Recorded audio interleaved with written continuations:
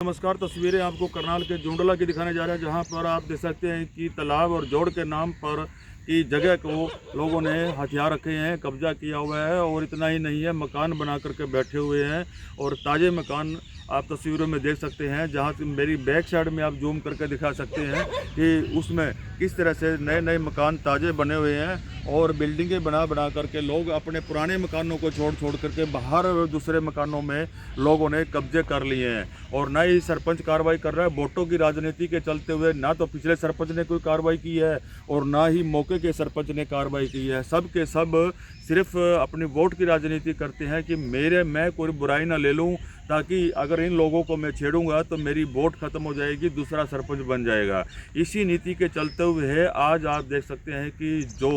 एक सरकार उसकी गांव की एक संपत्ति होती थी, उस पर आज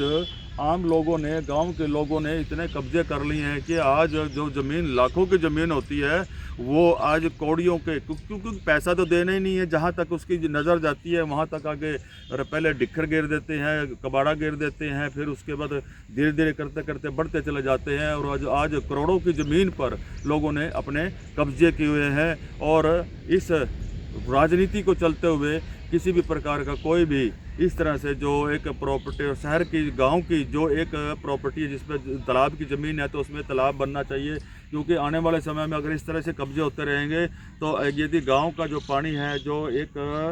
गली नालियों का, सीवर का पानी जो होता है, नालों का पानी जो होता है, वो कहाँ जाएगा। एक गांव में सौंदर्यकरण के लिए जहां पर ओपन जिम और इसके साथ साथ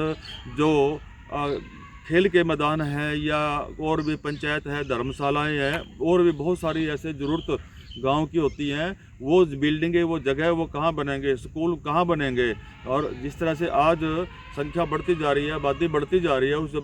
जगह वही के वही है, ज़मीन नहीं बढ़ती है, आबादी बढ़ती जा रही है। यदि इस तरह से ये आबादी बढ़ेगी तो लोग कब्जा करते रहेंगे, तो इस तरह से जो एक गांव की, एक साझली समुदाय की, यानी कि साझली जो प्रॉपर्टी है, ज़मीनें हैं, वो ख़त्म होती चली जाएंगी। तो यहाँ पर आप देख सकते हैं, ये राणा तालाब का मैं दृश्य दिखाने जा रहा हूँ। और राणा तालाब तक